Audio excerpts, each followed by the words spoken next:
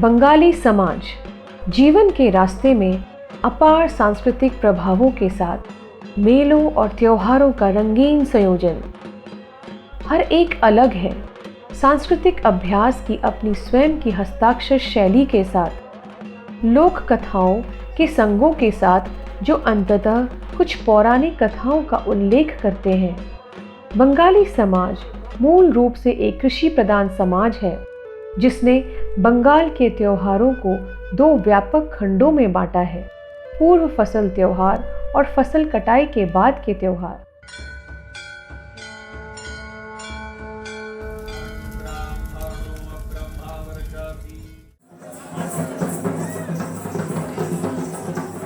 इसकी शुरुआत गजौन से होती है।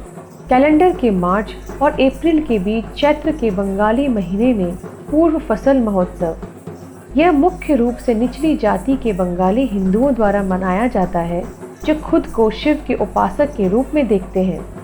गजौन का मुख्य उद्देश्य उत्थान है जो मिट्टी की उर्वरता को वापस लाने के लिए है ताकि एक कृषि समाज में जीवन और आजीविका के प्रमुख स्रोत मिट्टी की नमी को बहाल किया जा सके।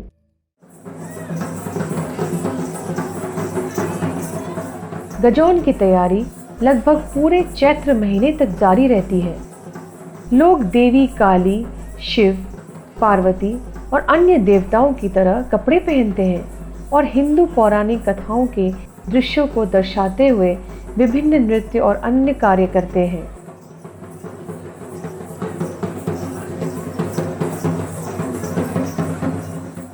महीने भर चलने वाला गजौन पर्व चैत्र संक्रांति पर समाप्त होता है जो मुख झूलते अनुष्ठान या चरक से जुड़ा होता है।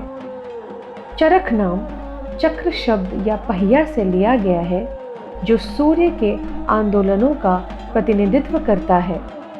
यह एक ऊंचे ध्रुव का प्रतीक है जिसमें से भक्त लोहे के हुक से लटके होते हैं और भगवान शिव को प्रतीकात्मक बलिदान के रूप में चक्र या पहिए की तरह चक्रीय तरीके से घूमते हैं। आइए इतिहास के पन्नों में गोता लगाएं। किंवदंती कहते हैं कि राजा सुंदरानंद ठाकुर 1485 में चरक पूजा की शुरुआत के लिए जिम्मेदार हैं, लेकिन राजा और उनके राज्य का ठिकाना अनुपलब्ध है। चरक पूजा में चरक वृक्ष की पूजा शामिल है जो एक पेड़ का तना है जो लगभग 20 से 30 फीट ऊंचा है और पूरी तरह से सीधा है। इसमें कोई जड़ या पत्तियां नहीं होनी चाहिए। बांस के प्रयोग से खेत पर चरक का पेड़ लगाया जाता है। चरक वृक्ष को अर्धनारीश्वर का रूप माना जाता है जो कि भगवान शिव और पार्वती का समामेलन है। इस औपचारिक रूप से पूजा करने और जमीन पर ऊंचे चरक पेड़ को फहराने से पहले एक मूर्ति या एक मुखौटा या त्रिशूल जो शिव का कार्यान्वयन है पेड़ के शीर्ष से जुड़ा होता है। बांस के खंभे को फूलों, गुब्बारों आदि जैसे कई सजावटी सामानों से सजाया जाता है। उसके बाद पेड़ को पुजारी द्वारा पूजा जाता है। जरूरी नहीं कि उच्च जाति के ब्राह्मण द्वारा पूजा किया जाए। जिसके बाद पेड़ पर चारों ओर तपस्या की जाती है। चरक सन्यासियों या गजौन सन्यासियों द्वारा उत्साही सभा खुशी के लिए मुख्य चरक अनुष्ठान कुछ चरणों को शामिल करता है। हुक पेच अनुष्ठान के लिए भाग लेने वाले सन्यासी चरक के पेड़ के पास आते हैं अन्य सन्यासियों और भक्तों के साथ। नंगे पीठ के साथ जमीन पर उल्टा लेट जाते हैं। चिकनी भेदी के लिए उसकी पीठ पर कुछ चिकना पदार्थ लगाया जाता है। एक पुराना अनुभवी सन्यासी पेच को भेदने के लिए प्रतिभागी की पीठ पर सही बिंदुओं का निरीक्षण करना शुरू करता है। वह डॉट्स के साथ जगह को चिन्हित करता है। डॉट्स रीढ़ की हड्डी से सटे हुए होते हैं और रीढ़ की हड्डी से एक सीधी रेखा में होते हैं और शरीर के गुरुत्वाकर्षण के केंद्र में होते हैं। एक या दो सन्यासियों की मदद से कि पुराने सन्यासी जिन्होंने वर्षों से कला में बहुत कुशलता से महारत हासिल की है और मजबूत तीखे हुक के साथ चिन्हित स्थान को सावधानी पूर्वक छेदते हैं। ये नसों को नुकसान पहुंचाए बिना और कम से कम दर्द के साथ इस तरह से किया जाता है कि छेदने की जगह से खून की एक भी बूंद नहीं निकलती। पीठ पर हुक को छेदने के बाद गजौन सन्यासियों को चरक के पेड़ पर रस्सियों से लटकाया जाता है और पेड़ के एक छोर पर रस्सी बांधकर और मानव पहिए की तरह हुक के दूसरे छोर तक एक गोलाकार गति में उड़ते हैं। यह क्रिया कई बार दोहराया जाता है। कलाकारों के ट्रांस अवस्था में होने की संभावना होती है और जल्द ही नीचे आने का कोई इरादा नहीं दिखता है।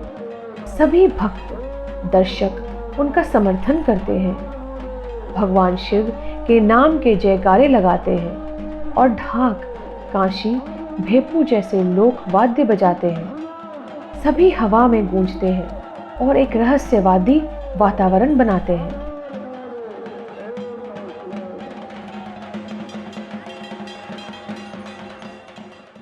आप आत्म अत्याचार के अन्य रूपों को भी देखते हैं, जैसे जीभ को छेदना, जलते हुए कोयले पर चलना, कांटों के बिस्तर पर बड़ी ऊंचाई से कूदना और बहुत कुछ। इस अनुष्ठान के उपासकों का मानना है कि यदि उनका शरीर अत्यधिक यातना की तपस्या को सहन करता है तो उन्हें साल के अंतिम दिन सभी भगवान द्वारा एक शांतिपूर्ण जीवन का आशीर्वाद मिलेगा और सभी पापों से मुक्ति मिलेगी। उत्सव का समापन चरक के पेड़ के औपचारिक रूप के साथ पानी में डूबने से होता है। 1885 में चरक के आत्म प्रताड़ना के अनुष्ठानों को ब्रिटिश औपनिवेशिक शासकों ने समाप्त कर दिया था, लेकिन यह हमारी इस लोक संस्कृति को मिटा नहीं सका। ग्रामीण और शहरी बंगाल और पड़ोसी राज्यों में अभी भी बहुत दिखाई देता है। चरक मेला भी इस पर्व का एक आकर्षण है और चरक संक्रांति बंगाली कैलेंडर के नए साल की पूर्व संध्या भी है।